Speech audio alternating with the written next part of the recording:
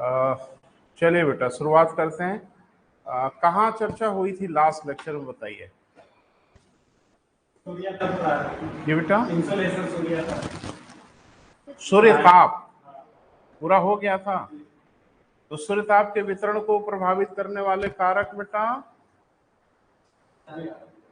सूर्य की किरणों का आपतन कोण, दिन की अवधि, वायुमंडल की पारदर्शिता, पृथ्वी से सूर्य के मध्य की दूरी। सूर्य ताप की इकाई क्या है बेटा? मैंने सूर्य ताप को नापने की इकाई क्या है? लैंगल है ना बेटा। और आपको मैंने बताया था कि इसी को हम लोग कहते हैं सोलर कांस्टेंट। जैसे कोई सरफेस किस मात्रा में ऊष्मा को लेता है उसको हम लोग सोलर कांस्टेंट कहते हैं। तो सबका सोलर कांस्टेंट अलग अलग है। पृथ्वी का जो सोलर कांस्टेंट है 2 लैंगल। बोल नहीं रहे? 1 लैंगल का मतलब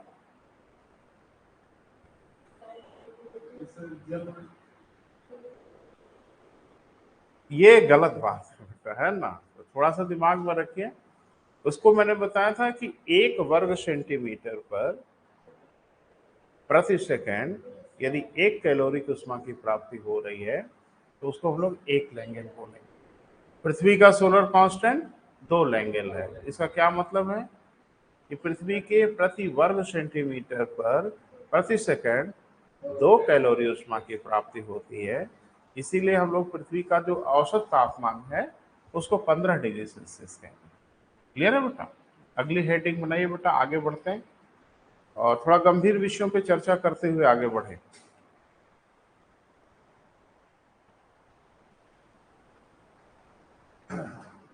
वायुमंडल का तापन, हेडिंग बनाइए। अरे तथ्यात्मक चीजें थोड़ी खाली पढ़ेंगे बेटा, अवधारणात्मक चीजें भी पढ़ना है। वायुमंडल का क्या बेटा? तापन, यानी हमारा वायुमंडल कैसे गर्म होता है, धरातल का नहीं बेटा। वायुमंडल कैसे गर्म होता है, तो थोड़ी सी चर्चा आपसे हुई थी जब हम लोग पढ़ रहे थे वायुमंडल में, स्पेशली ट्रोपोस्फीयर पढ़ रहे थे, क्षोभ मंडल पढ़ रहे थे। तो उसमें थोड़ी सी चर्चा हो पाई थी कि क्षोभ मंडल में ऊंचाई की ओर जैसे जैसे हम लोग जाते हैं तापमान घटता जाता है। तो थोड़ी सा चर्चा तो हुई थी, लेकिन इस बार कंप्लीट कल को यही घेर के पूछेगा कि निम्न में से कौन सा कारक है वायुमंडल के तापन के लिए। तो विकल्प ढेर सारे मिल जाएंगे बेटा, तकलीफ बढ़ जाएगी। और आजकल कंपटीशन देख ही रहे, स्ट्रेट फॉरवर्ड पूछा नहीं जा रहा है, घुमा फिरा के पूछ रहे हैं। और कुछ बच्चे होते हैं जो स्ट्रेट फॉरवर्ड के माहिर होते हैं, एकदम रटे उटे एकदम रेडी रहते हैं, सीधे पूछो तो एकदम हमला बोल देंगे। और जरा सा कहीं जिग जैग हुए कि बस वो एकदम चारों खाने चित हो जाते हैं। तो कंपटीशन बेटा वही हो गया आजकल की डेट में कि थोड़ी समझ विकसित करिए, और समझ विकसित हो जाएगी तो फिर सिविल सर्विसेज भी और यूपीपीसीएस भी दोनों सहज हो जाएगा। अब ये कि वायुमंडल कैसे गर्म होता है बेटा, उस पर चर्चा करना। पृथ्वी कैसे गर्म हो रही थी उस पर चर्चा तो हम कर चुके हैं क्षोभ मंडल में, कि जो पृथ्वी गर्म होती है। अभी तो हम लोग पढ़ेंगे बेटा उष्मा बजट, हीट बजट पढ़ेंगे तो और विस्तार से हम बात करेंगे, लेकिन अभी इस पे बात कर लेते हैं कि आखिर वायुमंडल कैसे कैसे गर्म होता है, उसके क्या क्या फैक्टर्स हैं। तो पहले ताप कैसे एक स्थान से दूसरे स्थान की ओर जाता है, 2 मिनट इस पे बात जरूर करेंगे क्योंकि ये सब आएगा भी आपको पढ़ते समय। उष्मा एक स्थान से दूसरे स्थान, हीट एक स्थान से दूसरे स्थान 3 ही प्रकार से जाती है, चौथा प्रकार नहीं होता। एक को हम लोग कहते हैं कंडक्शन, एक को कहते हैं कन्वेक्शन, और एक को कहते हैं रेडिएशन। और एक आठ जोड़िएगा मत अपने मन से। यानी उष्मा एक स्थान से दूसरे स्थान जो जाती है वो 3 प्रकार से जाती है। मैं हिंदी में बोल दे रहा हूं, चालन, संवहन और विकिरण। चौथा भी प्रकार है कोई? नहीं है। इनका अंतर बस मुझे थोड़ा बता दीजिए तो फिर हम शुरू करते हैं कि आखिर वायुमंडल गर्म कैसे होता है। तो हेडिंग क्या बनाया बेटा? वायुमंडल का तापन, यानी हीटिंग ऑफ एटमॉस्फेयर। एटमॉस्फेयर कैसे गर्म होता है इस पे हम लोगों को बात करनी है। तो पहले मेरे 3 प्रश्नों का जवाब आप दें तो फिर हम आगे की ओर बढ़ते हैं। नहीं, कुछ तो बोलना पड़ेगा ना बेटा, बायलैटरल ट्रैफिक होगा। हाँ बोले। तीनों को थोड़ा थोड़ा।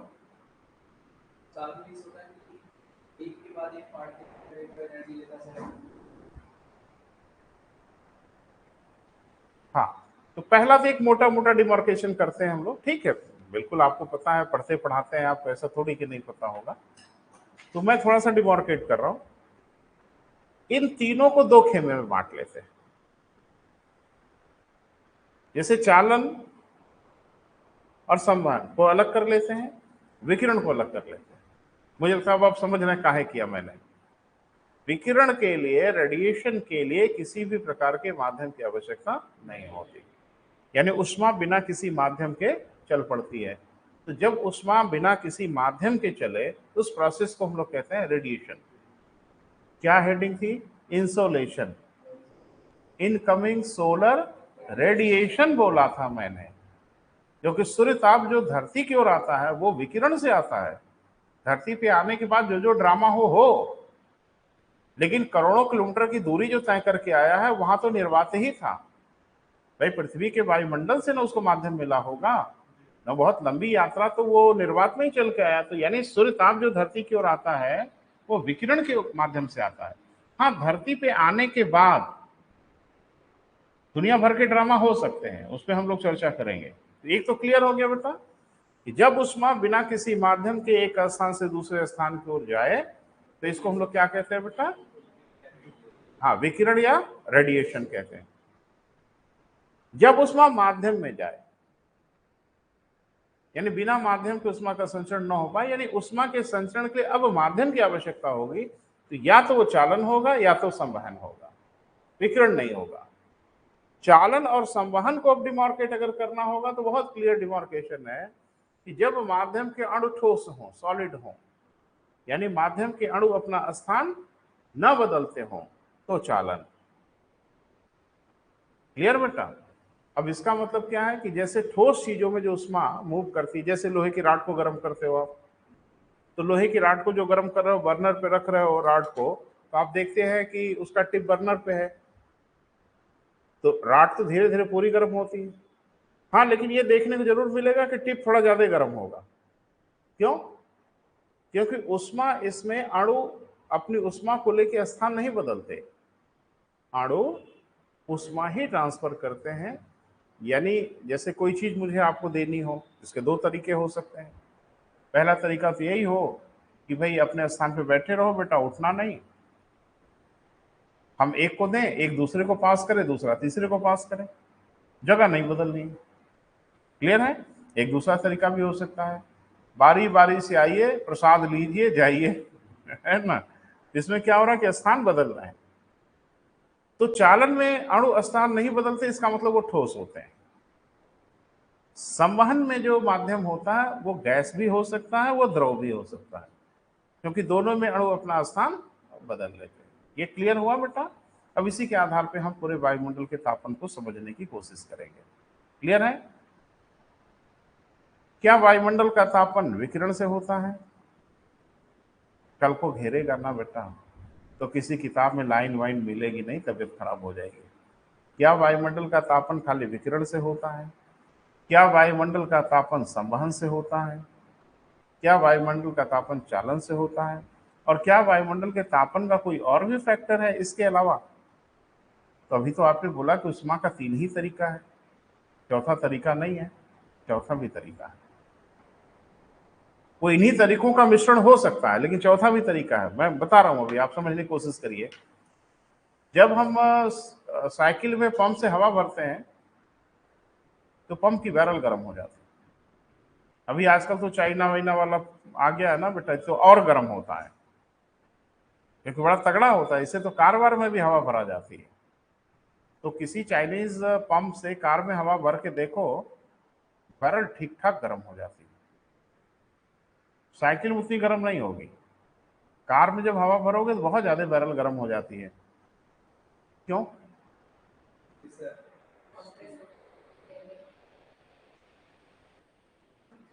गैसों को जब कंप्रेस करोगे, गैसों के ऊपर जब आप दबाव बनाओगे तो गर्म हो जाती है। बड़ा आश्चर्य से देख रहा हूँ। देखो भूगोल के ना बेटा ये सब आत्मा है, समझ पाओगे नहीं भूगोल। अच्छा अच्छे से पढ़ रहे हैं और ठीक से समझ नहीं पाए और तकलीफ होती है। ध्यान रखना, जब बैरल को हम छू के देखते हैं तो बैरल थोड़ी सी हीट महसूस होती है, तो क्या अंदर गैस को गर्म किया गया, या पंप के बैरल को आग वाग पे रखा था, लेकिन वो बैरल थोड़ी सी गर्म हो जाती है ना। तो साइंस हमारे कुछ मित्र पढ़े हैं, हाँ या ना, कुछ बोला करो जल्दी जल्दी, मामला गंभीर है। तो आपने कभी पढ़ा है रोधोष्म ताप परिवर्तन, एडियाबैटिक टेम्परेचर चेंज? बहुत जरूरत पड़ेगी बेटा इसकी आगे भूगोल पढ़ने में, क्योंकि भूगोल का ज्योग्राफी का विज्ञान से बड़ा करीबी रिश्ता है। तो इन सब चीजों को जरा समझना है, तो अगर थोड़ा आइडिया हो बेटा तो शेयर करें। रोधोष्म ताप परिवर्तन किसे कहते हैं, एडियाबैटिक टेम्परेचर चेंज किसे कहते हैं? प्रयास करो, बाकी तो हम ही हैं।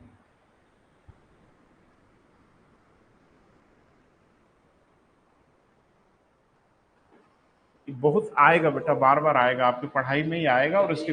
हाँ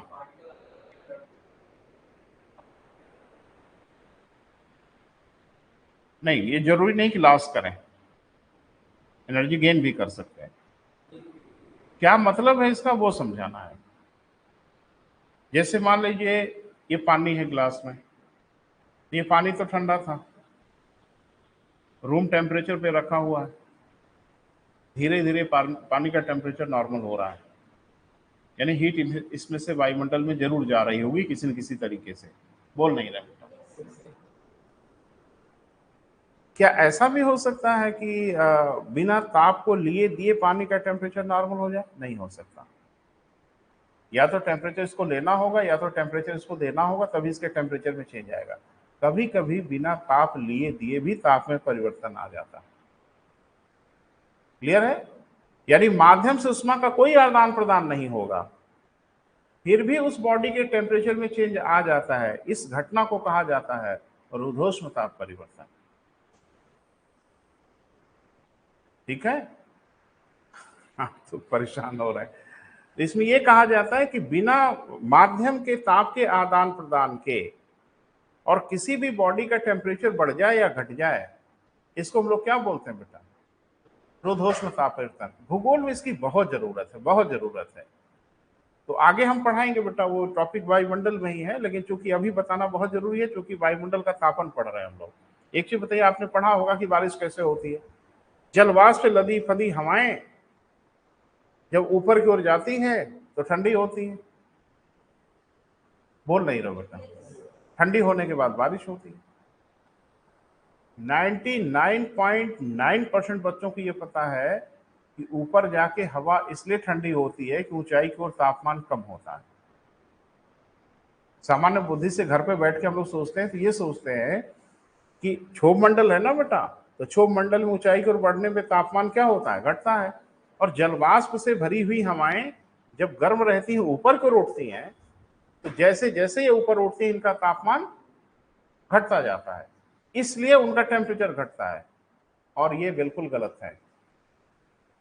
इसलिए नहीं ठंडी होती कि ऊपर कम तापमान है, वहां जाती हैं तो तापमान ले दे के ठंडी हो जाती है। नहीं नहीं, जब हवाएं फैलेंगी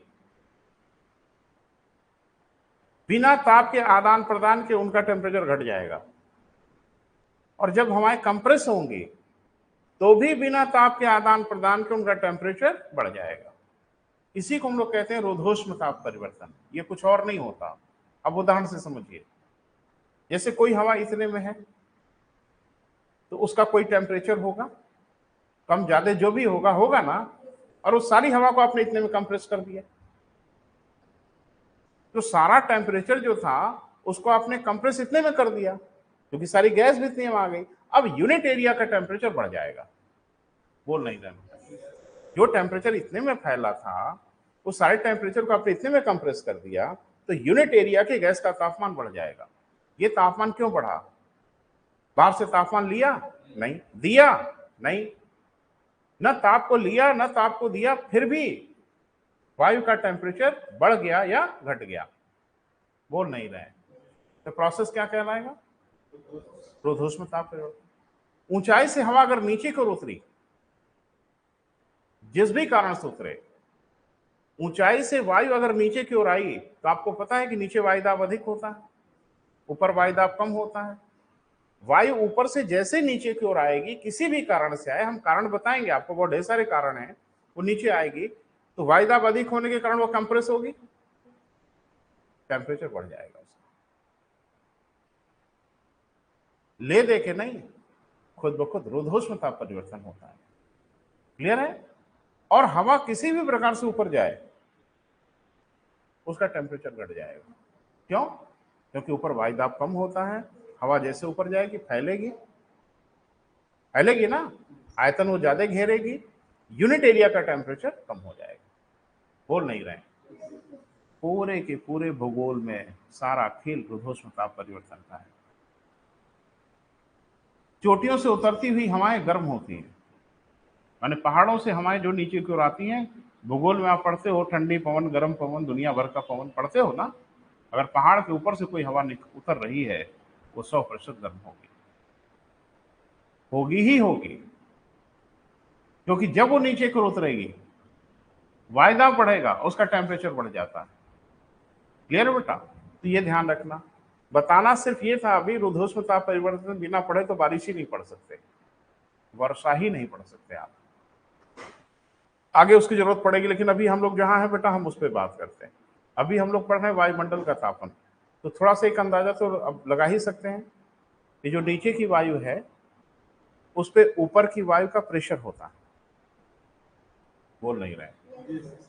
जो हमारी नीचे की वायु होती है, इस पे ऊपर की जो इतनी वायु है वो दबाव बनाती है, तो बिना सूर्य ताप की भूमिका के ही उसका टेम्परेचर रेज हो जाता है।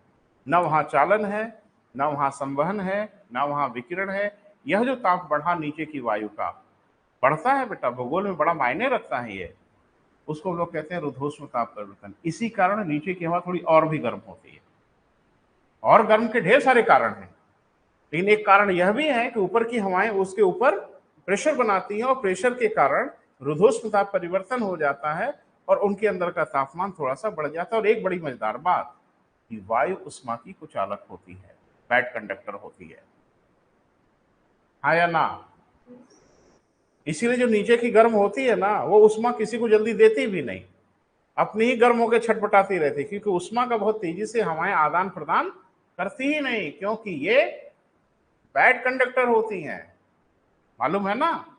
जाड़े में रजाई ओढ़ लेते हो, हीटर लगाया रजाई में,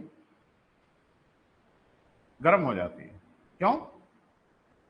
नई रजाई थोड़ी ज्यादा गर्म करती है। हाँ बिल्कुल बिल्कुल, नई रजाई का मतलब ताजी जो धुनी हुई रुई की रजाई हो वो सही में गर्म करती है ज्यादा।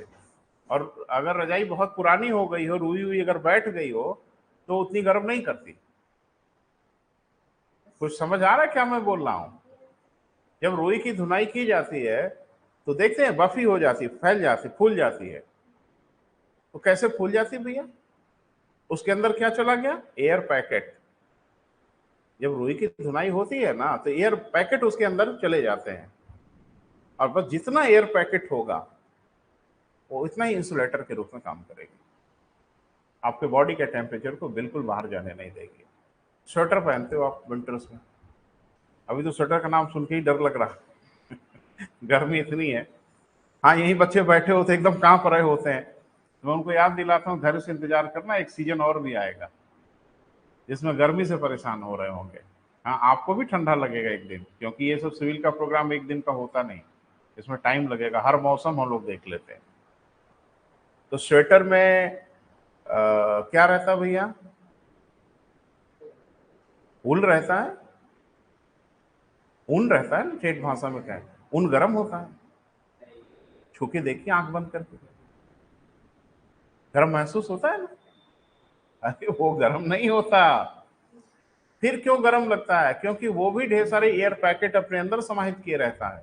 स्वेटर तो देखो ना तो आर पार दिखता है, ऐसे देखो लाइट की तरफ तो आर पार दिखाई देता है, छेद दिखाई देते हैं, लेकिन पहनने में गर्म करता है, क्योंकि एयर पैकेट ही खेल खेलता है। तो एक बात मैं सिर्फ बताने की कोशिश कर रहा हूं कि वायु उष्मा की कुचालक होती है, वो जल्दी से उष्मा को लीक होने नहीं देती।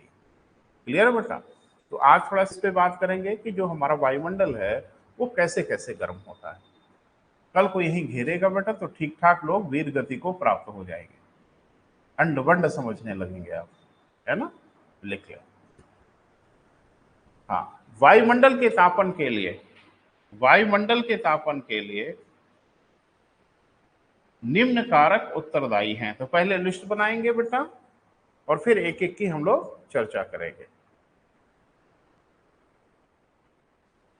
वायुमंडल के तापन के लिए निम्न कारक जिम्मेदार होते हैं।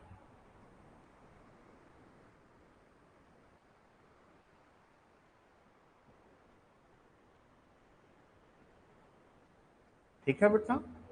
पहला विकिरण।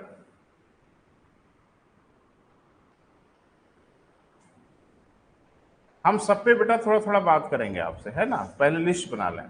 पहला क्या है? विकिरण। दूसरा चालन।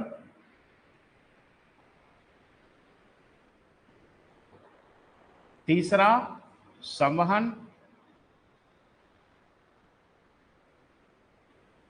चौथा वायुदाब।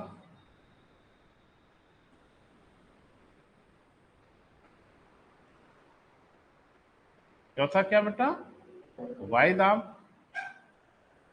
पांचवा प्रत्यक्ष सूर्यताप की प्राप्ति। प्रत्यक्ष सूर्यताप की प्राप्ति।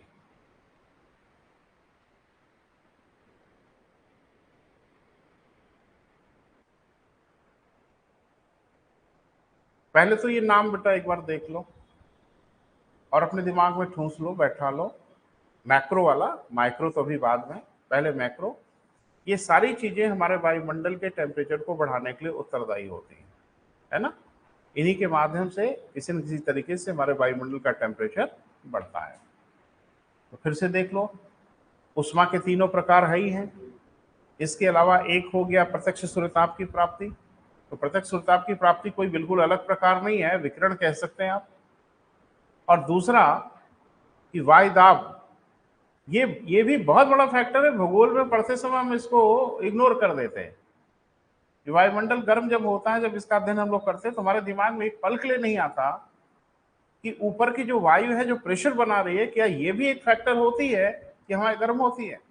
पहाड़ों पे चोटियों से जो हवाएं घाटियों को उतरती हैं, नीचे को उतरती हैं, वो ढेर सारी हवाएं प्रेशर से गर्म हो जाती हैं, दाब से हवाएं गर्म हो जाती है, जबकि होती ठंडी हैं। अरे चोटियों की ओर से उतरोगे तो डेफिनेटली वो ठंडी हवाएं होंगी, लेकिन घाटी में जैसे उतरती हैं, प्रेशर बढ़ता है तो उनका टेम्परेचर जितना रहना चाहिए उससे उनका टेम्परेचर कुछ बढ़ जाता है। और ये टेम्परेचर की वृद्धि होती है सिर्फ और सिर्फ वायुदाब के कारण। क्लियर है बेटा? एक एक की चर्चा करते हैं। शुरुआत करें। पहला हेडिंग बना लें।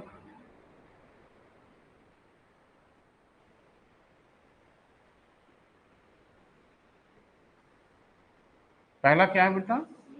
विकिरण। तो कैसे ये काम करता है बेटा, वो थोड़ा समझने की कोशिश करिए। एक्चुअल में पृथ्वी जो भी सूर्यताप प्राप्त करती है, धरातल, वायुमंडल की नहीं बात कर रहे हैं, धरातल जो भी सूर्यताप की प्राप्ति करता है वो विकिरण से करता है। क्लियर है बेटा? मतलब जो प्रत्यक्ष सूर्यताप आता है उसका कुछ हिस्सा सीधे बिना किसी डिस्टरबेंस के सीधे दंदनाते हुए धरातल तक आता है, बिना किसी से बातचीत किए और बिना किसी से इंटरेक्ट हुए। वो सीधे धरातल तक ही आता है, बीच में उसको किसी से कोई लेना देना नहीं होता। ये लगभग 51% होता है। यानी सूर्य ताप का लगभग 51% हिस्सा एकदम बैरन सीधे आता है धरती तक, और ये जो आता है धरती तक वो विकिरण के माध्यम से आ रहा होता है, क्योंकि वायुमंडल हो चाहे न हो उससे इनका कोई लेना देना नहीं होता। अब बाकी तो 49% इधर उधर हुआ ही, वो उनका लेना देना होगा, लेकिन 51% से लेना देना नहीं है। अब धरती जब इस्मा को रिसीव कर लेती है तो धरती गर्म हो जाती है। बोल नहीं रहे हैं? और आपने अभी पढ़ा है कि चालन में कांटेक्ट चाहिए, माध्यम का कांटेक्ट चाहिए। माध्यम में तो हो गई, लेकिन दो अणुओं का कांटेक्ट अगर रहेगा तो एक अणु उष्मा दूसरे को दे देगा, अपना स्थान भले न बदले। अरे धरती अपना स्थान नहीं बदल सकती कि धरती का पार्टिकल उड़ के ऊपर चला जाएगा, नहीं नहीं। तो धरती गर्म हो गई, हीट इसके पास आ गई, वो जिस भी कारण से आई हो हीट उसके पास आई, मैंने कारण भी बता दिया कि विकिरण से आती है। अब धरती के संपर्क की जो वायु होती है, जो सीधे सीधे धरातल को छू रही होती है, वो धरती से जो उसको उष्मा देती है, वो उष्मा चालन वाला है, कंडक्शन वाला है। क्योंकि वो जो वायु गर्म हो रही है वो संवहन से नहीं हो रही है, विकिरण से नहीं हो रही है, वो चूंकि धरातल को हवा टच कर रही है, छू रही है, इसलिए धरातल के अणु उस उष्मा को उस वायु के पार्टिकल को दे देते हैं। और चूंकि होती है वेट कंडक्टर, इसलिए वो उस उष्मा को ऊपर पहुंचा नहीं करती। बोल नहीं रहे बेटा, बहुत जल्दी से गर्म हवा अपने टेम्परेचर को अपने ऊपर के भाई बंधुओं को जल्दी देती नहीं, इसलिए नीचे की हवाएं ज्यादा गर्म बनी रहती। अभी आप देखो ना, बाहर जब हीटिंग बहुत तेज बढ़ती है तो बड़ी विचित्र तरह की भीषण गर्मी नीचे महसूस होती है, क्योंकि नीचे की वायु सीधे संपर्क में है और वो ज्यादा से ज्यादा गर्म होने लगती है। और चूंकि वो जो टेम्परेचर गया, यानी धरती का टेम्परेचर जो हवा, मैं ये नहीं कर रहा हूं खाली वही होता है, वह भी होता है, अन्य कारण भी तो लिखाया है ना। तो पहला तो कारण यही है कि जब पृथ्वी प्रत्यक्ष सूर्यताप को प्राप्त करती है, कितना बेटा, 51%, तो धरातल गर्म हो जाते हैं। गर्म धरातल को टच करती हैं हवाएं, छू रही होती हैं हवाएं, जो हवाएं उसको सीधे छू रही होती हैं, डायरेक्ट कांटेक्ट में होती हैं, वहां चालन के माध्यम से, कंडक्शन के माध्यम से कुछ उष्मा उस हवा के पास पहुंच जाता है। क्यों? क्योंकि वो सीधे उसके टच में है, और जो सीधे टच में रहेगा उसमें अणु उष्मा दूसरे वाले को ट्रांसफर कर देते। थोड़ा लिख लें, एक एक को बेटा लिखना होगा, दो दो चार चार लाइन लिखना जरूर पड़ेगा। हाँ लिखें, धरातल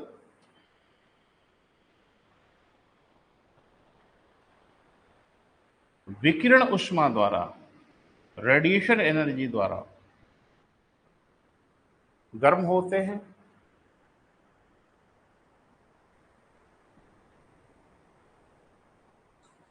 ठीक है बेटा, सूर्य ताप का लगभग 51% भाग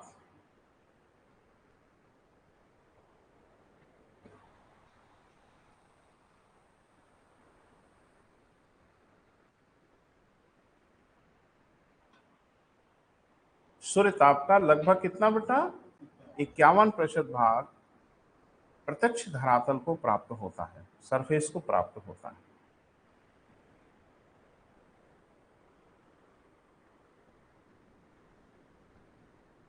ठीक है बेटा, जिससे धरातल गर्म हो जाते हैं, जिससे धरातल क्या हो जाते हैं बेटा, गर्म हो जाते हैं। क्लियर है? अब जो हमने हेडिंग बनाया अब उसका काम शुरू होगा। धरातल हीट हो गया, अब धरातल को तो पूरा वायुमंडल ही छू रहा है, लेकिन नीचे की जो वायु है एकदम जो धरातल के ठीक ऊपर है, वो धरातल के डायरेक्ट कांटेक्ट में है। बोल नहीं रहे, सीधे सीधे कांटेक्ट में है। और जैसे आप सीधे कांटेक्ट में होंगे तो एक अणु उष्मा आगे की ओर पास ऑन कर देगा, और इस प्रक्रिया को हम लोग क्या बोलते हैं, चालन कहते हैं। लिख लें, धरातल को स्पर्श करती हुई वायु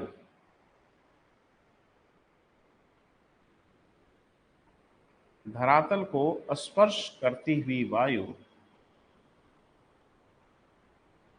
धरातल से चालन के रूप में उष्मा को प्राप्त कर लेती है। कंडक्शन के द्वारा उष्मा प्राप्त कर लेती है, जिससे जिससे धरातल को स्पर्श करती हुई वायु गर्म हो जाती है।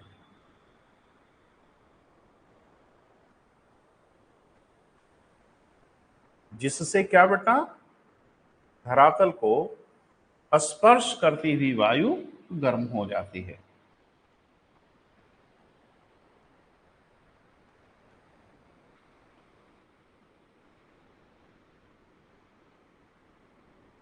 ठीक है बेटा, ये मेन सोर्स में खूब काम आएगा बेटा, है ना।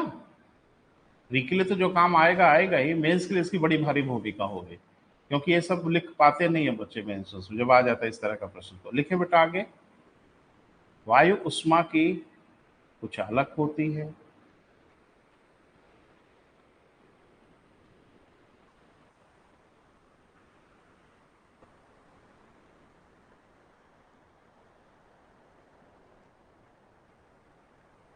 अच्छा थोड़ा सा रुको, कई विषय को घेरा जाए एक साथ, क्या हर्जा है, पता नहीं नजर पड़े ना पड़े। Bad conductor, conductor, super conductor, यही ना तीन शब्द हम लोग बहुत धड़ल्ले से हम लोग बोलते हैं। कुचालक, चालक, अति चालक। तो थोड़ा सा बेटा आपकी राय चाहेंगे क्या है ये मेरी आदत है कि मैं जब पढ़ाता हूँ कोई टॉपिक आ जाता है तो उसको छोड़ता नहीं, है ना। इन तीनों में कुछ अंतर है, वही हम जानना चाह रहे हैं। कुचालक, सुचालक, अतिचालक, बैड कंडक्टर, कंडक्टर और सुपर कंडक्टर। एक बच्चे ने मुझे बताया परिभाषा। चालक मतलब जो होता है कि जैसे जो हीटिंग होती है मतलब ज्यादा सुचारू मतलब सही रूप से नहीं हो पाती है। अब ये कि कुचालक सुचालक किस संदर्भ में बोला गया, तो उस संदर्भ में जवाब देना होगा, क्योंकि हीट पढ़ा ही रहे हैं, तो अगर हमने पूछा तो हीट के ही संदर्भ में जवाब देना जो आप दे रहे हैं। जैसे मतलब ज्यादा होता है इलेक्ट्रिसिटी के संदर्भ में होगा तो हम फिर उस संदर्भ में बोलेंगे, है ना। लेकिन बिल्कुल मैं समझ रहा हूँ, क्योंकि हिट की ही चर्चा हो रही है, तो आप उसी संदर्भ में उसकी व्याख्या कर रहे हैं, तो ठीक है। हाँ, तो जो तापमान होता है तो कोई भी वक्त अगर ज्यादा है तो वो मतलब तापमान को ज्यादा ट्रांसफर नहीं कर पाती है। और सुचालक मतलब जो होता है मतलब तापमान को अच्छी तरह से मतलब क्या करते हैं सर ट्रांसफर कर देती है। और अति कुचालक जो होता है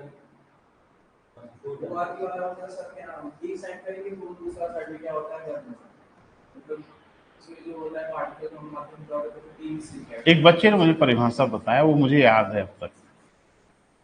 टीचर तो आप ही लोग बता दिए मुझे, मैं बच्चे लोग 20-25 सालों में। तो उसने कहा कि सर वो कंडक्टर जो यात्रियों से झगड़ा करता हो वो बैड कंडक्टर है। नहीं, जो सुपर कंडक्टर है उसको अति कहते हैं। अति शब्द है ना एक, जैसे हम लोग जब पढ़ रहे थे तो अति दीर्घ वृत्ताकार, अति शब्द कहीं भी प्रयोग किया जा सकता है। तो यहां भी क्या, अति चालक। तो चालक नहीं है, वो अति कर रहा है चालक में, यानी निर्बाध रूप से बिना किसी बाधा के उसमें प्रवाह हो रहा है। अब चाहे उष्मा हो, चाहे इलेक्ट्रिसिटी हो, चाहे जो मना है वो हो। जैसे आजकल इस शब्द का सबसे ज्यादा जो प्रयोग होता है ना बेटा, इलेक्ट्रिसिटी के संदर्भ में होता है, सुपर चालक का, सुपर कंडक्टर का, अति चालक का। तो थोड़ा सा बात कर लेते हैं बेटा, तो पढ़ना तो सब है ही है आपको। जैसे हम जब इलेक्ट्रिसिटी को फ्लो करते हैं, एक स्थान से दूसरे स्थान तक ट्रांसमिट करते हैं, वो हमारे तारों के माध्यम से जाती है, जिसमें एनर्जी लॉस होती है ना। और वो एनर्जी लॉस का सबसे बड़ा कारण है रेजिस्टेंस, प्रतिरोध। उस इलेक्ट्रिसिटी को हीट में कन्वर्ट कर देती है। वो ऐसे ही जैसे आपके घर का हीटर होता है, तो उसका रेजिस्टेंस बहुत हाई होता है, तो इतना एनर्जी को लॉस करता है कि एकदम आगे ही हो जाता है। लेकिन ये भी एनर्जी को लॉस करते हैं, हीटिंग इसमें प्रोड्यूस होती है, और हीटिंग अगर प्रोड्यूस ना होती तो आप देखते हैं बिजली के जो तार हैं वो मेल्ट करके, पिघल के, जल के गिर जाते हैं। इसका मतलब तो तय है कि कहीं ना कहीं हीटिंग प्रोड्यूस होती है, तो इससे एनर्जी का लॉस होता है। यानी ट्रांसमिशन में इलेक्ट्रिसिटी का ठीक ठाक लॉस होता है। एक स्थान से दूसरे स्थान जो बिजली ट्रांसमिट की जाती है उसमें ठीक ठाक बिजली का लॉस होता है, तो उसमें हीटिंग का लॉस तो है ही है, लेकिन सबसे ज्यादा लॉस वो है कटिया पर। ठीक है।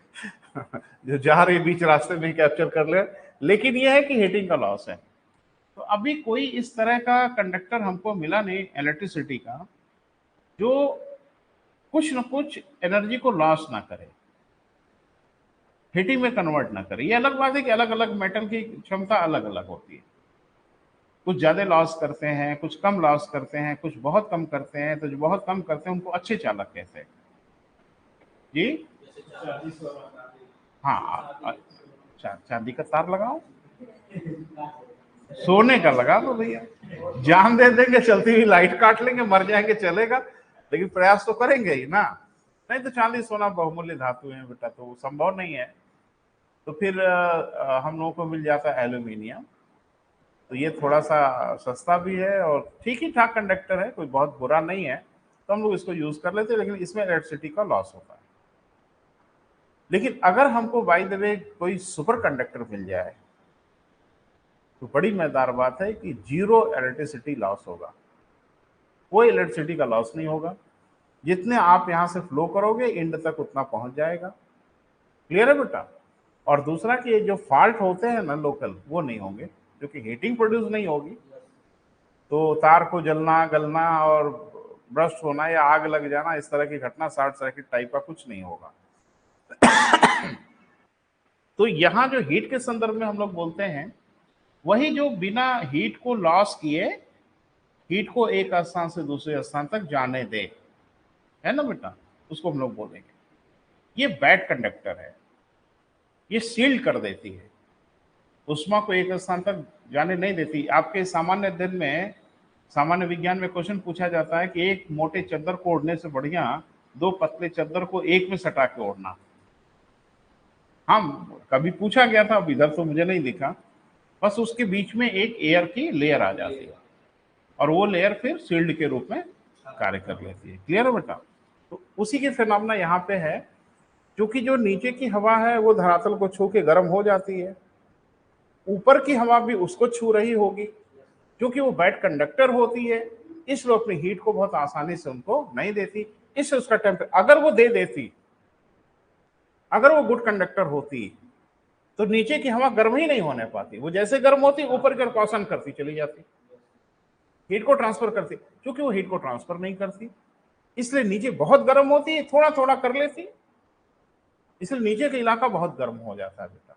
तो वायुमंडल के गर्म होने में एक प्रोसेस यह भी है, यानी धरातल जो गर्म होगा उसको छूती हुई वायु धरातल की गर्मी से गर्म हो जाती है। लेकिन ये प्रक्रिया क्या होगी बेटा? अरे भाई अभी तो बोला चालन होगी, अगला लिखें, संवहन।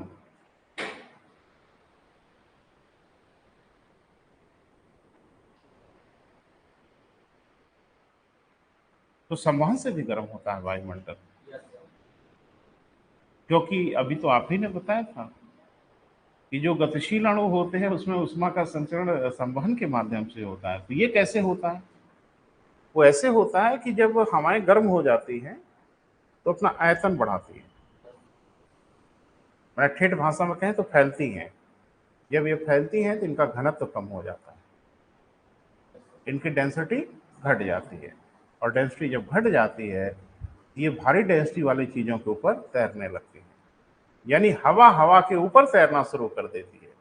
इसीलिए गर्म हवा तेजी से ऊपर की ओर उष्मा भले दे ना ले, लेकिन एक काम जरूर होता है कि जैसे वो गर्म होती है उसका आयतन बढ़ेगा, आयतन बढ़ने के बाद वो हल्की होगी और हल्की होके वो ऊपर की ओर उठ जाएगी, उष्मा दे होगी नहीं किसी को, वो खुद ही आगे की ओर बढ़ जाएगी। तो जाहिर सी बात है ऊपर की ओर उष्मा चली गई।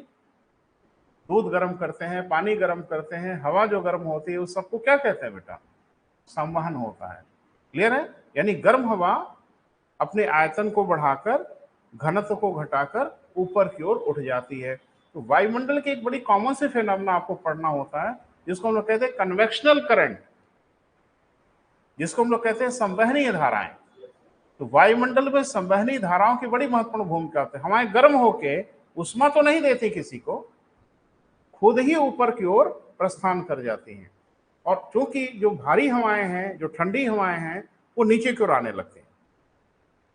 बोल नहीं रहे, गर्म हवा ऊपर की ओर रुख करेंगी, ऊपर की इसकी तुलना में जो ठंडी हवाएं हैं वो नीचे की ओर आएंगी, फिर वो गर्म होंगी, फिर वो ऊपर जाएंगी। तो पूरा एक उसमें क्या होता है बेटा? एक सर्कुलेशन शुरू हो जाता है। जैसे ये धरातल है ना, तो गर्म हवा जाएगी ऊपर की ओर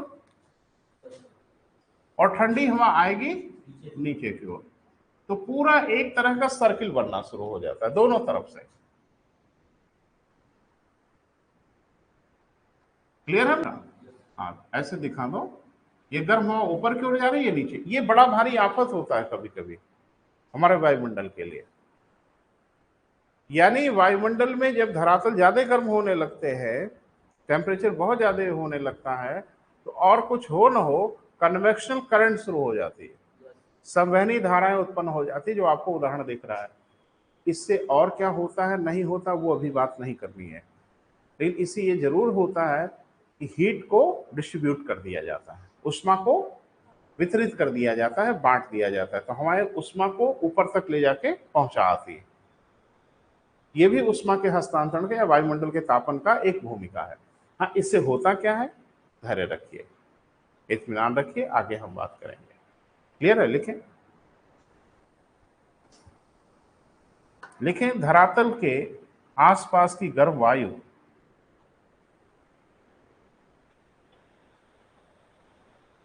धरातल के आसपास की गर्म वायु उष्मा प्राप्त कर अपने आयतन को बढ़ाने लगती है। गर्म वायु क्या करती है बेटा? अपने आयतन को बढ़ाने लगती है, जिससे उसका घनत्व घट जाता है, डेंसिटी घट जाती है ना बेटा?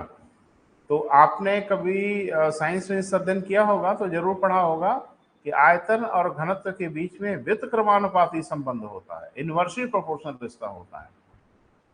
इन लोगों में उल्टा ही 36 का ही आंकड़ा रहता है, एक बढ़ेगा तो एक घट जाएगा, एक घटेगा तो एक बढ़ जाएगा, यानी इनवर्सली प्रोपोर्शनल है। तो डेफिनेटली अगर आयतन बढ़ा तो घनत्व घटा, और घनत्व घटेगा तो आर्किमिडीज साहब जिंदा है, कहेंगे तैरो भाई, जिसको तैरना है तैरे, और जिसको जिसमें डूबना है डूबे, लेकिन मेरे नियम का पालन तो करना ही होगा। जिसका घनत्व कम होगा वो भारी घनत्व के ऊपर जाएंगे। तो गर्म हवाएं ऊपर की ओर चली जाती है, ऊपर की ओर जाती है बेटा, तो टेम्परेचर लेके जाती है ना, तो ताप का वितरण हो रहा है ना। एक बात बता दें आपको, बड़ी मजेदार, ये ऊपर नीचे ताप का वितरण तो करती ही है। धरातल के क्षैतिज ताप वितरण के लिए पवन की बहुत बड़ी भूमिका है। आगे हम लोग पढ़ेंगे कि धरातल पे जो क्षैतिज टेम्परेचर का डिस्ट्रीब्यूशन होता है, इसमें पवन की इतनी बड़ी भूमिका होती है कि आप कल्पना नहीं कर सकते। ऊपर वाले इनको यही ठेका दिया है। जानते हो क्या ठेका दिया? वो कहता है गर्मी तो हम सबको बराबर दे रहे हैं, और ये नालायक एक बराबर गर्मी पा नहीं रहे हैं, बेईमानी कर रहे हैं। कहीं धरती ज्यादा गर्म हो रही, कहीं धरती कम गर्म हो रही है, और हम एकदम एक बराबर उष्मा दे रहे हैं। तो हवा ने पूछा तो बताए मेरे आका, कहां बराबर करो, इनकी बदमाशियों को ठीक करो। यानी हमने उष्मा बराबर दिया, धरती पे बेईमानी हुई है, कहीं उष्मा कम मिला है, कहीं उष्मा ज्यादा मिला है, तो तुम्हारे जिम्मे ये काम सौंप रहे हैं कि तुम इसको इक्वल डिस्ट्रीब्यूट करो, हर जगह एक जैसा फैला दो। और हवाएं, पवन रातों दिन इसी काम में लगी होती है, हमेशा वो टेम्परेचर को डिस्ट्रीब्यूट करने चाहती है। आपने पढ़ा है कि ठंडे क्षेत्रों से हवाएं गर्म इलाकों की ओर चल पड़ती है, ये यूनिवर्सल ट्रुथ है। ठंडे इलाके से पवन हमेशा गर्म इलाके की ओर चलेंगी कि ताप को भैया डिफरेंस ठीक ठाक रहे, यानी इक्वल डिस्ट्रीब्यूशन ऑफ टेम्परेचर हर जगह हो। तो ये वर्टिकल में डिस्ट्रीब्यूट करती हैं, जैसे आपने देखा, यानी पवन ताप को क्षैतिज भी वितरित करती हैं, और वर्टिकल भी और हॉरिजेंटल भी, यानी लंबवत भी और क्षैतिज भी वितरण करती है, जिसके कारण हमारे पूरे वायुमंडल का टेम्परेचर लगभग लगभग बराबर होने की कोशिश करता है, बराबर कहां हो पाता है। लेकिन हाँ, वो बिगाड़ते रहते हैं और ये बनाने की कोशिश में लगी रहती है, दोनों रुकते हैं। वो बिगाड़ने वाला रुके तो ये भी रुके, तो वो टेम्परेचर का डिफरेंस बनाते रहते हैं, और ये टेम्परेचर के डिफरेंस को मेंटेन करने के लिए तो हमेशा दोनों की भागा दौड़ी पूरे वायुमंडल में मची रहती है। लिख लो बेटा, गर्म होती है लिखा, तथा आयतन बढ़ाती है, हो गया, घनत्व घटता है, तथा ये हवाएं ऊपर की ओर उठ जाती हैं।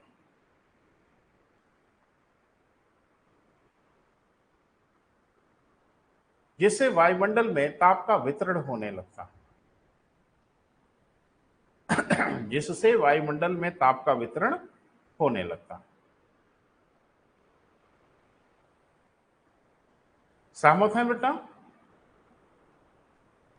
अभी हम लोग बाकी कुछ नहीं पढ़ रहे हैं बेटा, अभी सिर्फ ये पढ़ रहे हैं कि वायुमंडल कैसे गर्म होता है ना। एक फैक्टर यह भी दिखा आपको, ठीक है। नीचे पैरा चेंज करके लिख लें, पवन के द्वारा तापमान का लंबवत तथा क्षैतिज दोनों वितरण होता है।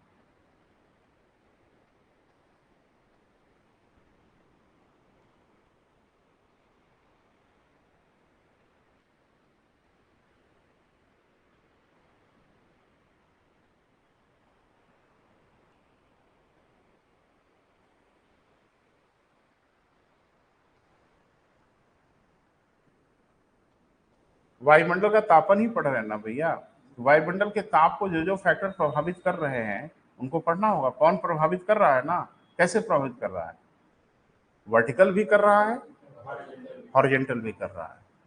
यानी हमेशा आप नोटिस करोगे कि ठंडे इलाकों से पवन हॉरिजेंटली, वर्टिकल नहीं, हॉरिजेंटली ठंडे इलाकों से गर्म इलाकों की ओर चल पड़ेगी, और सिर्फ इसलिए कि टेम्परेचर को मेंटेन किया जाए, बराबर किया जाए। क्लियर है बेटा? अगला बोलो, वायुदाब। और उसके बाद क्या है? तो पहले वायुदाब है, लिख लें, हेडिंग बना लें, वायुदाब। लिखिए, धरातल के ऊपर की वायु, धरातल के ऊपर की वायु धरातल के नीचे की वायु पर दबाव बनाती है। धरातल के ऊपर की वायु धरातल पर क्या बनाती है बेटा? धरातल के ऊपर की वायु धरातल के नीचे की वायु पर दबाव बनाती है, और वायु पर ही नहीं दबाव बनाती, सबके ऊपर दबाव बनाती है। ठीक है बेटा? अरे इसी को तो वायुदाब कहते हो, और किसको वायुदाब कहते हो? एटमॉस्फेरिक प्रेशर आप किसको कहते हो? वायुमंडलीय दाब किसे कहते हैं? वायुदाब किसे कहते हैं? अरे भैया, धरातल के ऊपर इतनी हवाएं हैं, एक ने कहा सर बहुत हल्की तो होती हैं, ठीक है हल्की है, मैं सहमत हूं, जीरो नहीं ना है। ये धरातल के ऊपर दबाव बनाती है और ठीक ठाक दबाव बनाती है, ठीक है। इसकी अनुभूति यहाँ तो नहीं होती जहाँ हम लोग रह रहे हैं, जो किसी में अभ्यस्त है रहने के लिए, लेकिन कुछ जगह ऐसी है जहाँ आप जाओगे तो आपको महसूस भी होगा। और ये दबाव कम नहीं है, अगर समुद्र पे चले गए, ये फेंक नहीं देंगे नहीं, हम समुद्र के अंदर घुसने की बात नहीं कर रहे हैं। अगर समुद्र के लेवल पे आप चले गए तो अकेले आपके सर पे कम से कम 10-15 किलो का वजन डालते हैं हवाएं, सोच लो आप। और आपको महसूस होगा भारीपन, यार बोझ है। 1013 मिलीबार का वायुदाब होता है सागर तल पे। अब ये कि आप नहीं समझ पा रहे हैं कि ये वैज्ञानिक भाषा में बोला जाता है, इसका मतलब क्या होता है? 1 वर्ग सेंटीमीटर पर यदि हवाएं 1 ग्राम का दबाव बनाती हैं तो उसे 1 मिलीबार कहा जाता है। 1 वर्ग सेंटीमीटर पर यदि हवाएं 1 ग्राम का दबाव बनाती हैं तो उस वायुदाब को 1 मिलीबार कहा जाता है। और सागर तल पे 1000 के ऊपर ही होता है वायुदाब, सामान्य रूप से 1013 मिलीबार। इसका क्या मतलब है? 1 वर्ग सेंटीमीटर पर 1013 ग्राम का दबाव बनाती है। और 1000 ग्राम माने तो सुना है 1 किलो हो ही जाता है। बोल नहीं रहे? मुझे लगता है कि आपका जो सर है यही 10-12 वर्ग सेंटीमीटर में तो हो ही जाएगा, तो 12 किलो का वजन तो सीधे सर पे हो गया, कंधा वंधा छोड़ दो, तो ठीक ठाक प्रेशर बनाते हैं बेटा, ऐसा नहीं। क्लियर है? ये प्रेशर जब बनाएंगे तो हमारे ऊपर भी बनाएंगे, हवा के ऊपर भी बनाएंगे, हर चीज के ऊपर बनाएंगे। और जब वो प्रेशर बनाती हैं तो डेफिनेटली टेम्परेचर रेज हो जाता है। किस कारण? एडियाबैटिक टेम्परेचर चेंज के कारण। बाकी चीजों को जीरो मान लो, बाकी चीजों की चर्चा तो हो ही गई, लेकिन जब हवा ऊपर की हवा नीचे की हवा को दबाव बनाती है तो बिना किसी से ताप लेने देने के बाद भी उसका टेम्परेचर कुछ बढ़ जाता है, जिसको अभी हम लोगों ने थोड़ी देर पहले पढ़ा, जिसको हम लोग कहते हैं एडियाबैटिक टेम्परेचर चेंज। पंप की जो बैरल गर्म होती है ना, एडियाबैटिक टेम्परेचर चेंज के कारण होती है। तो ताप को ले दे कि नहीं पंप की बैरल गर्म होती है। हवा जो गर्म होती है वो प्रेशर से, कहीं से उसको हमने बर्नर पर रख के टेम्परेचर थोड़ा ही दिया है, और आप छू के देखो बैरल ठीक ठाक गर्म दिखती है। तो एडियाबैटिक टेम्परेचर चेंज के कारण ये सब होता है। लेकिन लास्ट बेटा बोल दो क्या लिखा है।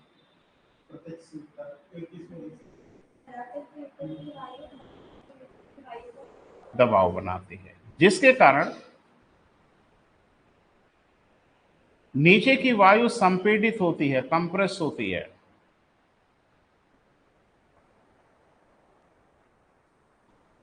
नीचे की वायु क्या होती है बेटा? संपीड़ित होती है, कंप्रेस होती है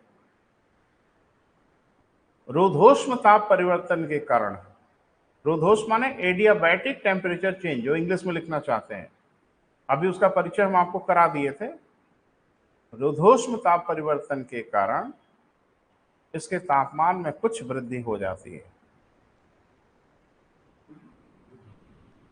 रुद्धोष्म इंग्लिश में कहते हैं बेटा एडियाबैटिक।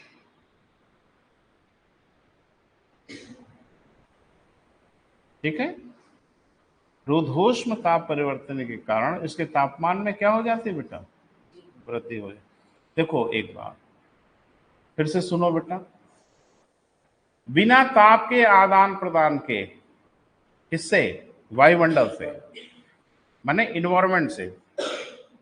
बिना इन्वायरमेंट यानी पर्यावरण या उसके चारों तरफ का जो वातावरण है, उससे बिना ताप के लेन देन के ताप में अगर परिवर्तन हो रहा है, वो घट रहा है या बढ़ रहा है, इसको हम लोग बोलेंगे रुद्धोष्म ताप परिवर्तन। क्लियर है बेटा? इस तरह का जो भी चेंज होता है उसको हम लोग एडियाबैटिक टेम्परेचर चेंज कहते हैं।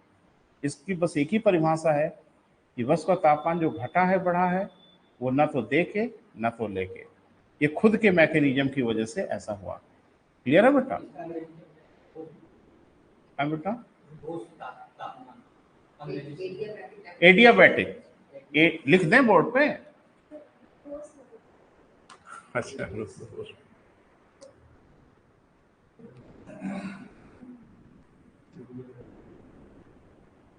रुद्धोष्म, ठीक है, इंग्लिश में कहते हैं क्या बेटा? एडियाबैटिक ताप परिवर्तन। ठीक है,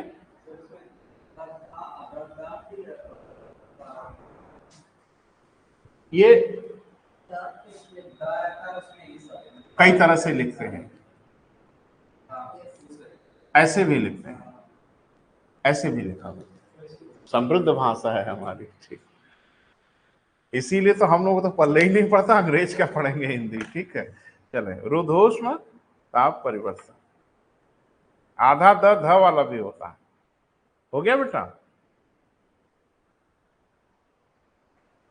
बस इसमें एक ही बात दिमाग में रखनी है, कुछ और नहीं रखना। इसकी आगे बहुत जरूरत पड़ेगी बेटा, हम बोलेंगे तो फिर ये मत कहना कि सर इसको तो बोले नहीं, इसलिए आज ज्यादा क्लियर कर रहे हैं, क्योंकि यहाँ इसको बहुत चर्चा करने का मतलब नहीं है, लेकिन मुझे पता है कि इसकी आगे बहुत जरूरत पड़ेगी, हिल नहीं पाएंगे आप इसके बिना।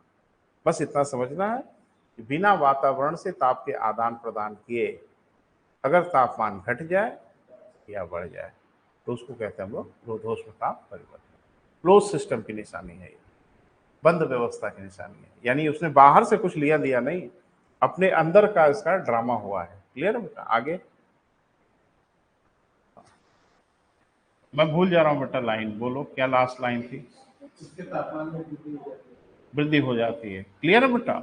हाँ, लेकिन इसका बहुत सुंदर उदाहरण, इसका बहुत सुंदर उदाहरण पर्वतीय क्षेत्रों में देखने को मिलता है। देखिए,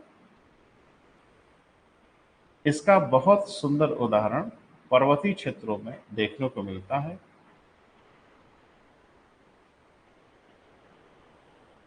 वहां तो तुरंत तुरंत महसूस होता है। पर्वतीय क्षेत्रों में देखने को मिलता है जब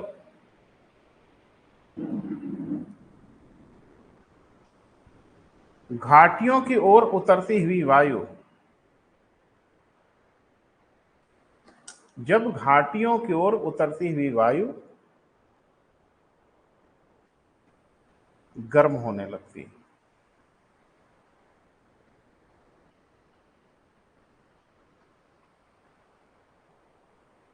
ठीक है बेटा।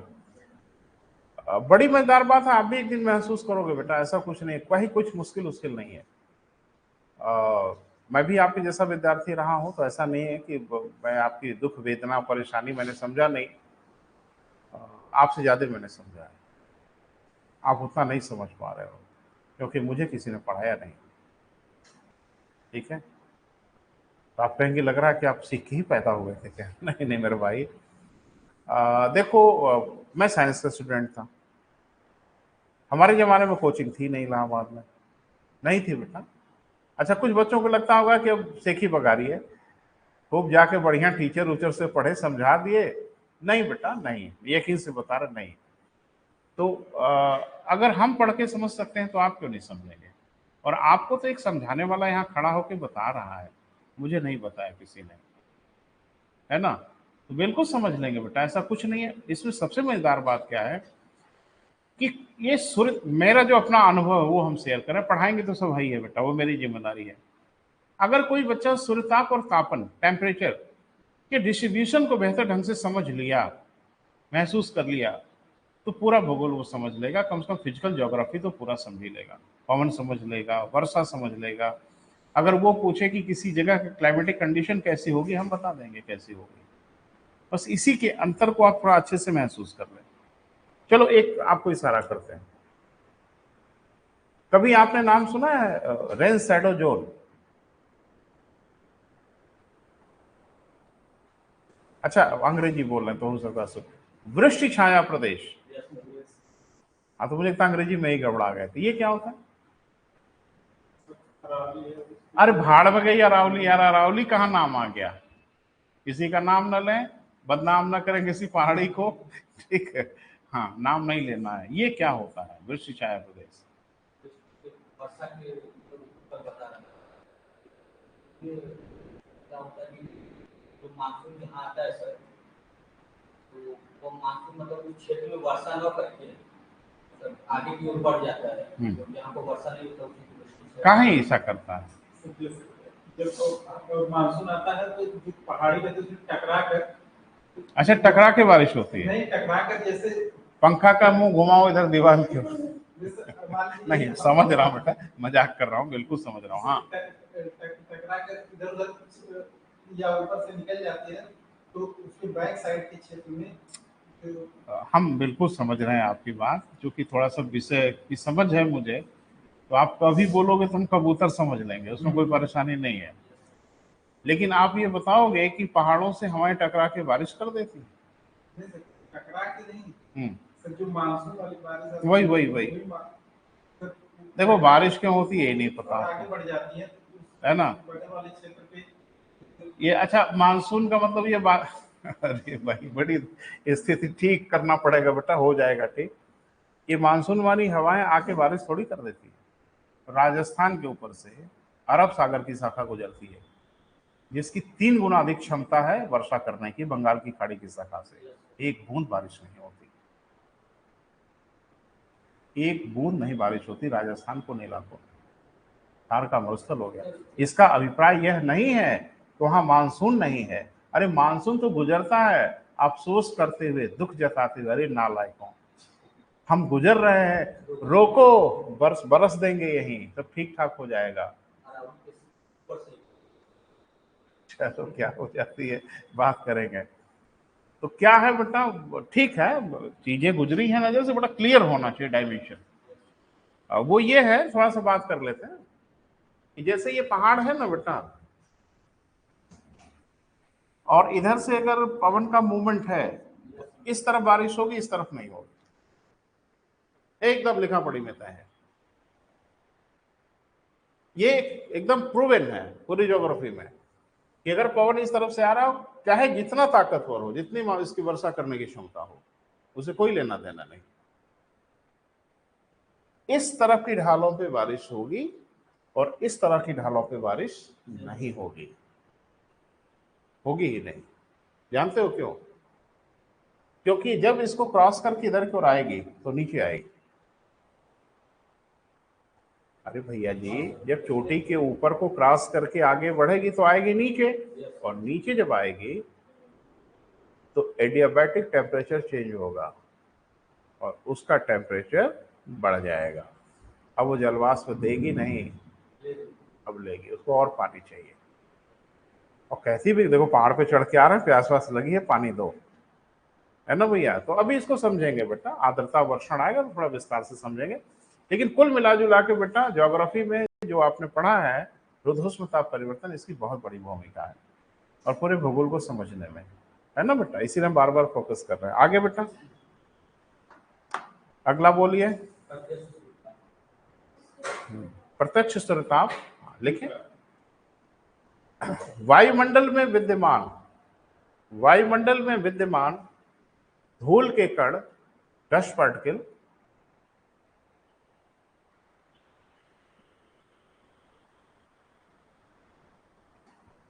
जल वाष्प,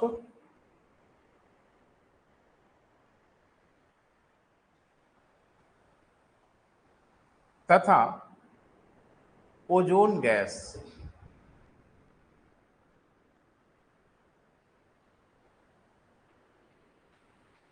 प्रत्यक्ष सूर्यताप को सीधे ग्रहण कर लेते हैं।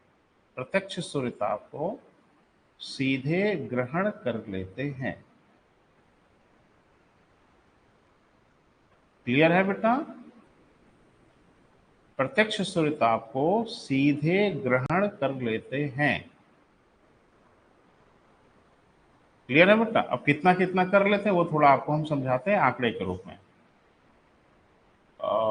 एक दिन बताया था जब मैं ये सब शुरू कर रहा था तो मैंने बताया था कि 6% के आसपास अल्ट्रावायलेट रेज होती हैं।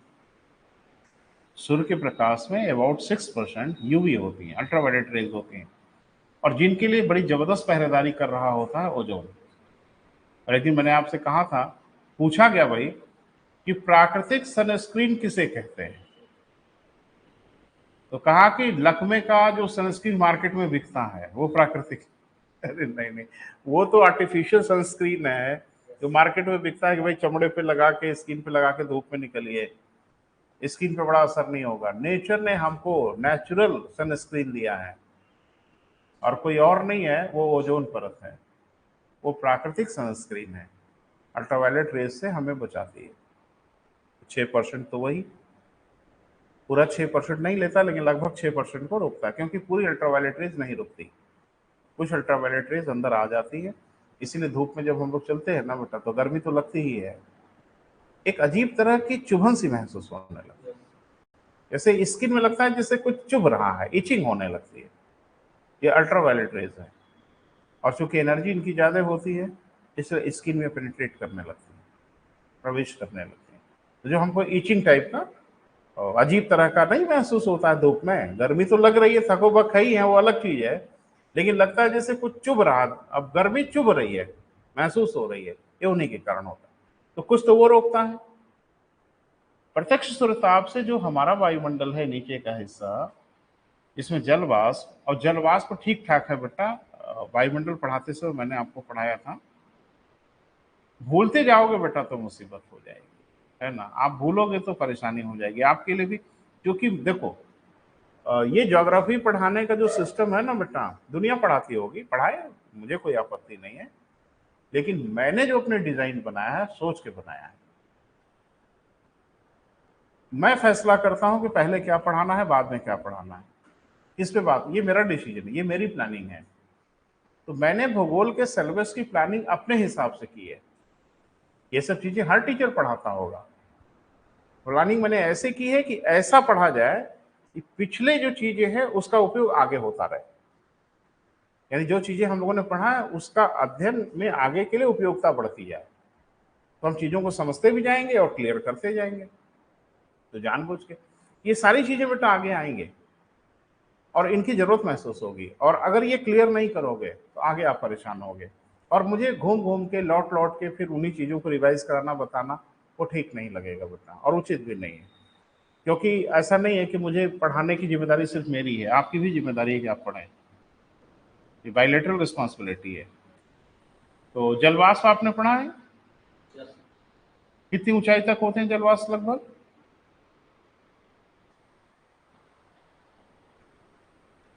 हाँ बोलो, अब तुम्ही से भरोसा था, तुम भी गड़बड़ा रहे हो। हाँ, अबाउट 8 किलोमीटर तक, लगभग 8 किलोमीटर तक, यानी क्षोभ मंडल में ही जलवाष्प होते हैं, क्षोभ मंडल के बाहर जलवाष्प नहीं होते। क्योंकि मुझे याद होगा आपको, जब मैं पढ़ा रहा था पोलर स्ट्रेटोस्फेरिक क्लाउड, जिसको हमने कहा था नेक्रियास क्लाउड, या जिसको हमने कहा था मदर ऑफ पर्ल, तो मैंने कहा था कि ये नेट के बने होते हैं, क्योंकि वहां पानी होता ही नहीं, समताप मंडल में पानी अमूमन नहीं होता। क्लियर है बेटा? तो अमूमन वो नाइट्रिक एसिड के बने होते हैं बादल। हाँ, चूंकि वो पोलर वर्टेक्स बनता है तो हवा में बड़ी उथल पुथल होती है, तो थोड़ा बहुत जलवाष्प सक कर लिया जाता है, लेकिन ज्यादातर वो किससे बने होते हैं? नाइट्रिक एसिड से, है ना बेटा?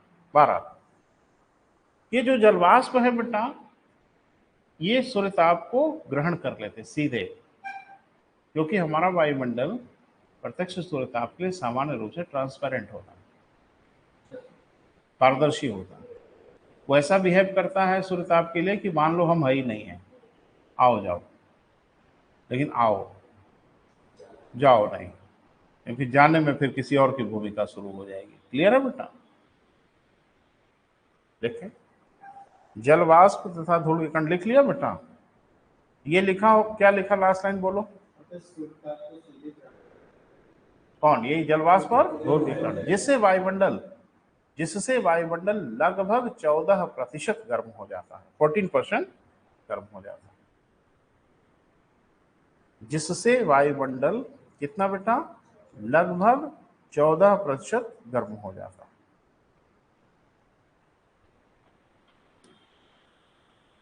ठीक है, तो एक बात तो मुझे लगता है दिमाग में आई गई होगी कि जो सूर्यताप आता है धरती की ओर, उसका मात्र 14% ही वायुमंडल को मिल पाता, वो भी तो शुक्र बनाए कि जलवाष्प और धूल के कण हैं, नहीं तो वो भी नहीं मिलता। तो मात्र 14% सूर्यताप वायुमंडल सीधे ले लेता है, 51% धरती ले लेती। तो हमारी तो गणित कमजोर है, आप थोड़ा बताओ ना। 51 और 14, 65%। इसका मतलब अभी मामला 35% का कहीं डगमगा रहा है ना? तो 35% कहीं नहीं डगमगाएगा। 6% साहब ने दरवाजे पर ही रोक लिया, नॉट अलाउड। क्लियर है? 27% की भूमिका निभाते हैं बादल, इनको हल्के में मत लेना। ये पूरी धरती पर यहां नहीं बादल है, इसका मतलब ये नहीं कि कहीं और बादल नहीं है। पूरी धरती पर हर जगह कुछ न कुछ बादल विद्यमान रहते हैं, और इतने विद्यमान रहते हैं कि सूर्य ताप के 27% को धरती तक आने नहीं देते हैं किसी न किसी प्रकार से। पता नहीं मेरी बात समझ पा रहे हैं कि नहीं? प्रत्यक्ष सूर्यताप के 27% हिस्से को ये धरातल तक आने देते नहीं, कहीं कहीं छाता लगा ही देते हैं ये। आप कहेंगे हमारे यहाँ तो नहीं है, नहीं, आप ही पूरी धरती हो। आपके यहाँ नहीं है तो फिर कहाँ है? अरे आपके यहाँ नहीं है तो कहीं और होगा, वहां नहीं होगा तो भी आपके यहाँ आ जाएगा, बस इंतजार करो एक आध महीना। ये तो चलता ही रहता है। तो 27% वो डिस्टर्ब करते हैं।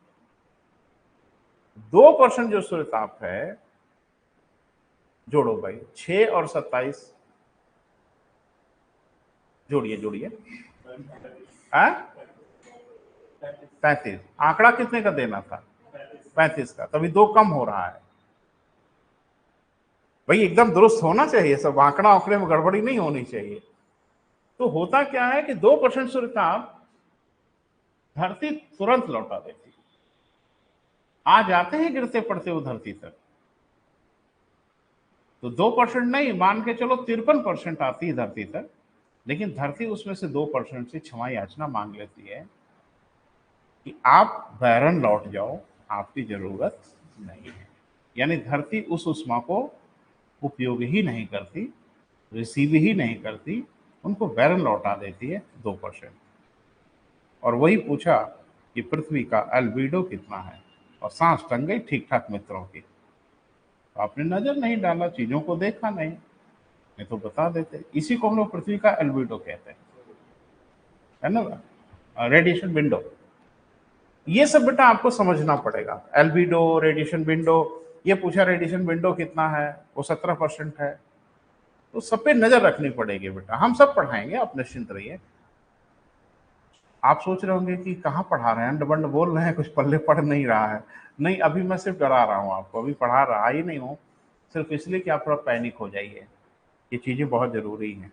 बस एक बात यहाँ पे याद रखिएगा कि प्रत्यक्ष सूर्यताप से वायुमंडल गर्म होता है, लेकिन बस 14% गर्म होता है। 34% वो गर्म होता है पार्थिव विकिरण से। तो कहाँ 14 और कहाँ 34, अंदाजा लगा लें ज्यादा किससे गर्म होता है, पार्थिव विकिरण से। क्लियर हुआ बेटा? तो ये पूरा हमारा वायुमंडल गर्म होता है, वो कोई एक फेनोमेना नहीं है बेटा, सब मिलजुल के अपनी अपनी भूमिका का निर्वहन करते हैं। उसमें चालन भी है, उसमें संवहन भी है, उसमें विकिरण भी है, उसमें प्रत्यक्ष सूर्यताप की प्राप्ति भी है, उसमें वायुदाब भी है, प्रेशर भी है। ये सब मिला जुला के हमारे वायुमंडल को गर्म करते हैं। कल को ऐसा कोई प्रीलिम्स में क्वेश्चन पूछेगा, विकल्प वो अपने हिसाब से बना बना के देंगे तो परेशान हो जाएंगे आप। अब नहीं होंगे आप, वो पूछ के देखें। क्वेश्चन मुझे नहीं पता वो क्या पूछेंगे, लेकिन ये मुझे पता है कुछ भी पूछेंगे हम ढूंढ ही निकालेंगे उत्तर क्या है, क्योंकि इसके अलावा और कुछ है ही नहीं। और आजकल आप बेटा ऐसे ही रहे, मेंस में आ जाएगा वायुमंडल का तापन, टिप्पणी लिख लीजिए। भूगोल में यही सब आ रहा है आजकल, तो लिख लेंगे यही जो आपने पढ़ा होना है, वो हेडिंग बनाओ ना के सब करवा दीजिएगा, मिल जाएगा। 200-250 शब्द तो हो ही जाएगा और नंबर आपको मिल जाएगा डेफिनेटली। जो कुछ हम पढ़ा रहे हैं बेटा, मेरी कोशिश है कि मेंस में आपको कोई तकलीफ ना होने पाए, कम से कम मैं जो पढ़ा रहा हूँ इलाका वहां पे। अब आगे बेटा एक हेडिंग बना लें, और हेडिंग बना के छोड़िएगा, नेक्स्ट लेक्चर में बात करेंगे।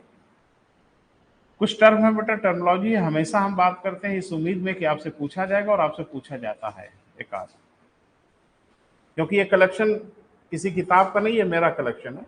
एक टीचर के रूप में मुझे लगता है कि ये चीजें आपको जानना चाहिए। क्लियर है बेटा? इन चीजों को थोड़ा सा पढ़ेंगे हम लोग, और अच्छा तब लगता है कि हम, अरे भाई मुझे पेपर नहीं बनाना होता बेटा, पेपर बनाने वाले लोग बनाते हैं। पढ़ने के लिए भूगोल में कंटेंट की कमी है। अरे जीवन गुजर जाएगा हमारा और आपका, कभी पूरा थोड़ा ही होगा। एक टीचर अपने अनुभव से घेरता है कि किन इलाकों को घेरें जिससे संभावना हो कि क्वेश्चन पूछा जा सके।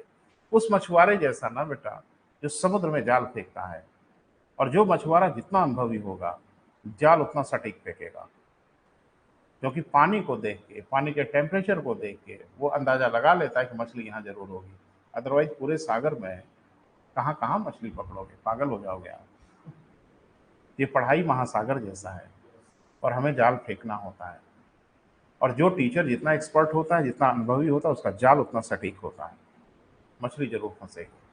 तो प्रयास यही होता है कि बेटा मछली फंस जाए, और फंसेगी। तो कुछ बेटा एक हेडिंग बना लो और लिखें टर्मिनोलॉजी इंग्लिश में या हिंदी में शब्दावलियां।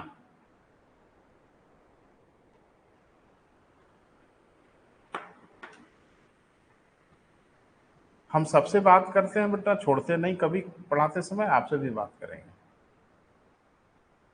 शब्दावलियां, तो आज क्या करेंगे, लिस्ट बनाएंगे।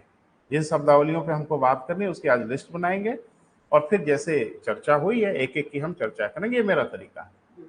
लिस्ट इसलिए होता है कि अगर आपकी तैयारी पूरी है तो रिवाइज करते समय बहुत आसानी होगी, क्योंकि लिस्ट पे नाम पड़ेगी पांचों पे, और दिमाग बताएगा सब क्लियर है, आगे बढ़ जाएंगे। और नहीं क्लियर होगा तो पांचों का एक एक को पढ़ लेना, ये पहले कर लेना। परीक्षा के समय पांचों को पढ़ने की जरूरत नहीं, बस नजर से आ जाए कि कौन कौन पांच है, बस उतने से आपका पूरा 2 पेज रिवाइज हो जाएगा 5 लाइनों में। तो ये मैं कोशिश करता हूँ इस तरह से रिवीजन में आपको आसानी हो। आगे बेटा, तो 1 2 3 4 करके बेटा कुछ शब्दावली हम बोलेंगे, लिखिएगा। नकारात्मक ह्रास दर, सारी सेंटेंस ठीक रखें। नकारात्मक ताप ह्रास दर, ताप भी शब्द लिखिएगा। नकारात्मक ताप ह्रास दर, अभी तो ताप ह्रास दर पढ़ा हम लोगों ने, टेम्परेचर लैप्स रेट पढ़ा चौमंडल में।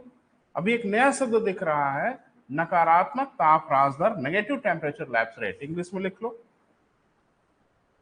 Negative temperature lapse rate.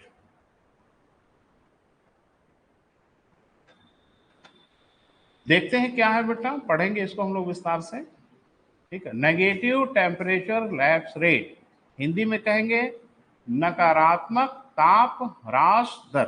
हो गया बेटा। अगला जो आपका सबसे फेवरेट टॉपिक है, हरित गृह प्रभाव, ग्रीन हाउस इफेक्ट। आप पढ़े हैं, सब कुछ बहुत अच्छा है, फिर से प्रयास कर लेंगे, फिर से कोशिश करेंगे हम लोग। हो गया बेटा। अगला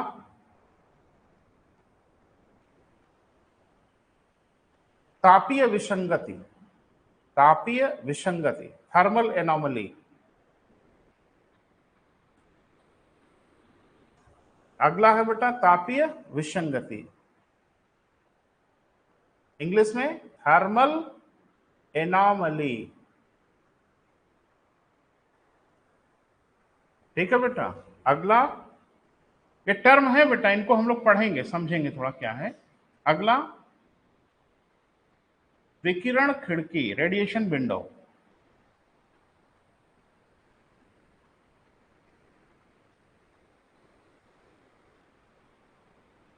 अगला बेटा हीट आइलैंड, उष्माद्वीप।